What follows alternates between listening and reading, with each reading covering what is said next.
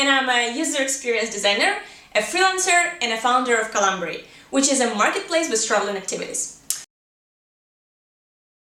I do think that there are no direct path to become a designer, and everybody comes there in its own way. So let me start by sharing how did I become one.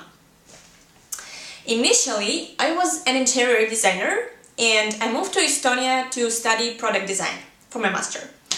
And so happened that Estonia is a very IT and tech-oriented country, and while I was studying user-centric design science, I very frequently started to receive requests from different business owners to help them create their own product. And the thing that I was studying product design has a lot of similarities with user experience design. So, I felt like I can kind of try, even though I don't have exact expertise, I could try, I could learn it. And I think it all started with the first hackathon I participated back in 2014, where I knew graphic design tools like Photoshop and Illustrator, and I didn't know really how to create wireframes or what is the process of creating digital product. So I just went, but it ended up being so amazing. I don't know, I just get a lot of drive in there. I meet really amazing people, and I was really amazed about the fact that you can create product in just 48 hours, which is quite impossible in a product design or industrial design, where you have to really cooperate a lot with an engineer and calculate and then send it all to production and wait until everything will be manufactured. So let me put it like this. 3 things really made me hooked into design, user experience design. First is how fast you can do things. Second is that you can do it remotely, and you don't have to be presented in one place to see how the production goes. And the third thing is actual demand, because there's so much more demand in UX than in industrial design. I do think that user experience design is a process for people who like to figure out stuff, and process for people who like to interact with people. And this is very much about me, and that's why I feel so excited to do what I do. So user experience design is the profession where you have to figure out stuff and find the answers to the questions that sounds very challenging at the beginning. And usually you face so much uncertainty in the beginning of the process. You don't know anything, you're scared, but as soon as you start figuring out things, it's crazy, it's accelerating feeling of joy, because you really cracking something, you feel like you get in there, you find an answer. So you really have to be a curious person to like this profession. And interaction with people. I feel myself like a very extroverted person, and the fact that I have to figure out stuff through the people, through their emotions, through their eyes, makes me really excited. I do enjoy understanding people, yeah. I think that most of my challenges are coming from my fears, and it's very important to fight them.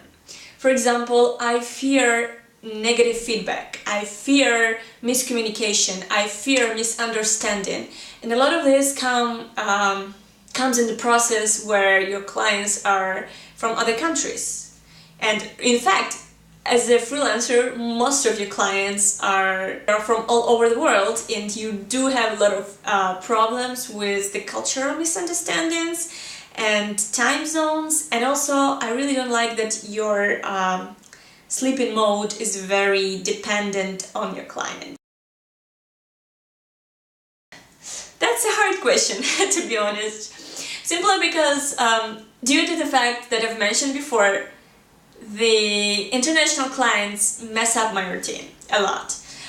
I have clients who wake up when I go to sleep, and I have deadlines, very accident deadlines, and then I have a lot of my projects that I want to do, but I still have to finish projects, so I work until late night.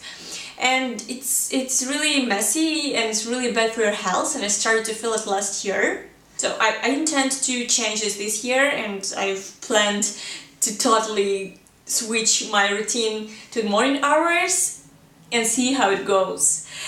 So yeah, right now the plan is that I wake up at 6 a.m. and I do all the stuff that I need until 9-10 a.m. Then maybe I go to sport, or maybe I immediately start working and hopefully finish work until 8 p.m. so that I have more hours to spend with my family, with friends, and live like a normal person in a normal hours.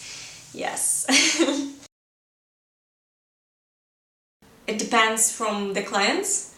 So in my particular practice, my clients are the new clients or come are returning clients. And if it's a returning client, then it's much shorter process because we already have framework which we follow with every new project. But if it's a new client, it's all starting from educating the client. Apparently, clients coming from very different countries, they have different project processes, and I have my own project process. So I do intend to first discuss what are my approaches, and then I want to hear and to understand. Usually the clients don't explain how they are doing things, they just tell upfront what they want from you.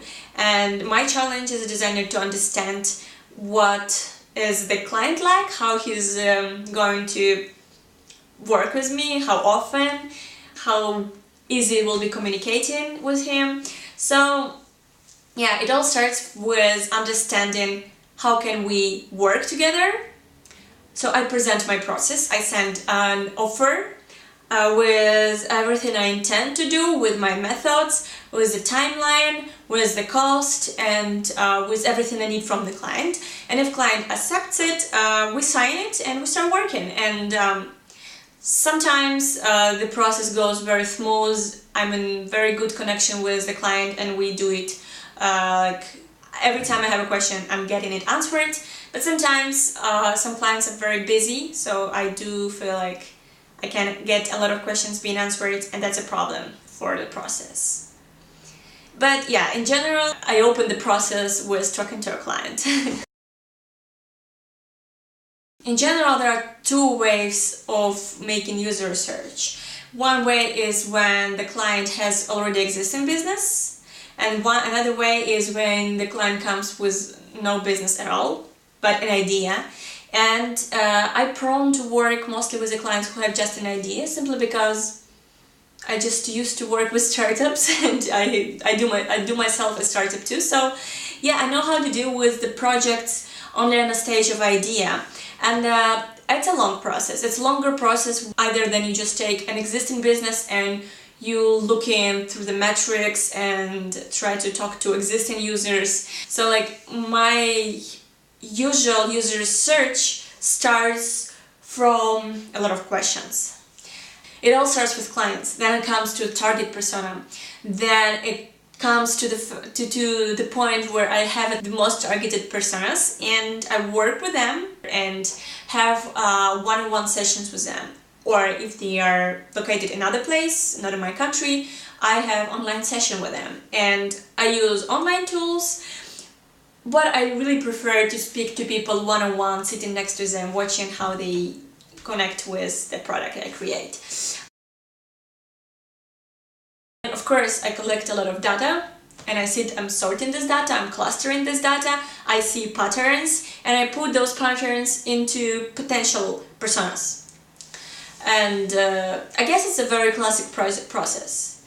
But it's better to do it in a team where you can also discuss the patterns that you have seen. The point of personas is to create the best possible compilation of all the users that could be interested in your product. It's like you're taking 10 faces and merge it all together, and all the points that coincide you take as a pattern. And that's how you create the personas. It's like commonly created, mysterious profile, which has a lot in common between many other people. Yes, I do UI design, at least because my clients demand it. Yes, I don't really feel like this is my strong power. I don't feel like I want to do it always. Usually I leave it as a cherry on the top of a cake and leave it until the last night. I would prefer to give this job to real graphic designers and to really good motion designers.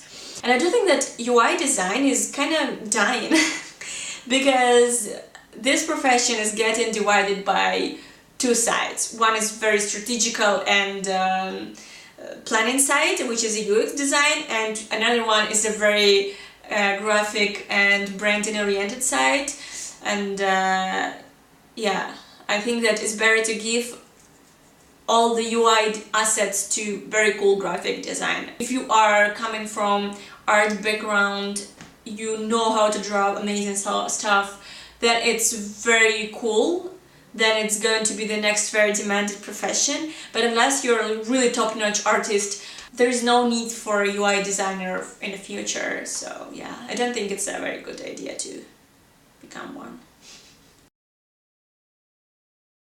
I can't really remember funny stories. I think it's a bit of a stressful process because the point when you have a user testing, it's the point when you can finally see a real feedback and see the eyes of your user. So you can see either very frustrated eyes or very confused eyes or eyes that are not sure how to express their emotions. It's a bit of a stressful process, so I didn't have any fun story.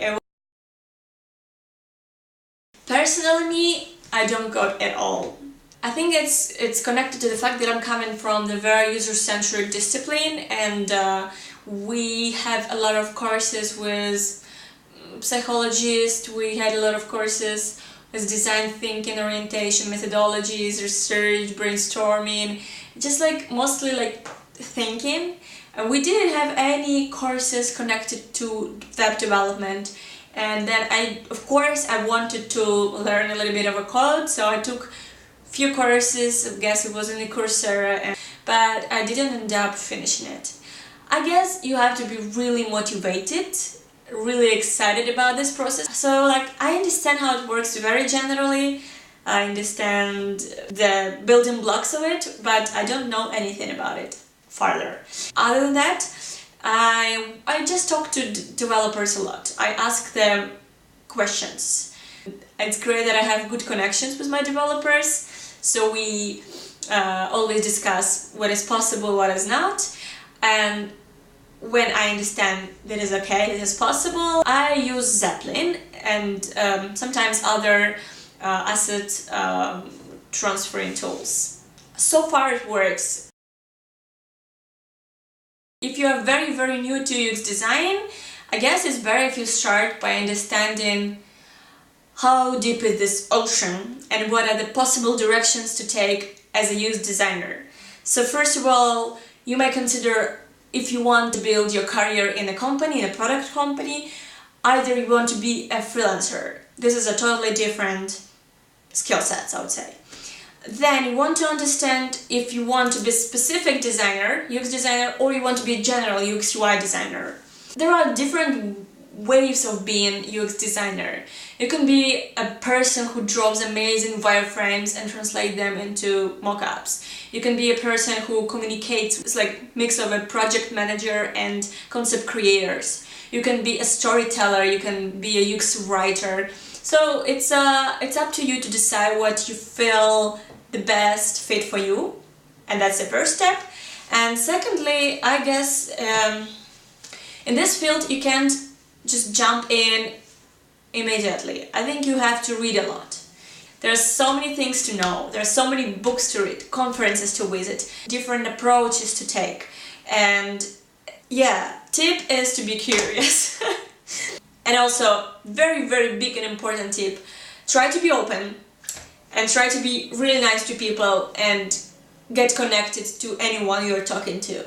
People love communications, people love have a good connection with each other, people love good experiences. So being open and being curious, I guess, helped me a lot in my design career, at least as a freelancer. So if you wish to be a freelancer, that's two very important tips. So in my particular case, I feel that I am experienced enough. I have enough clients, I have enough requests, enough different type of projects to understand how the business works, to understand how communication works, and how to build something cool. So I do feel that it's time for me to wrap up my freelancing past and turn it into something very personal. So I really hope that my personal project, Calambri, my product, will be a successful product, because I work on it for already almost 2 last years, and it's time to make it really happen, to launch my product and to focus entirely there, other than focusing on other businesses. It's getting dark in here, so I better wrap it up. And with this being said, I want to address anyone who have any questions about how to build your freelance career if you're just starting out, and anyone who wants to be connected with me as a startup founder, because there are many questions and many topics to discuss in there too.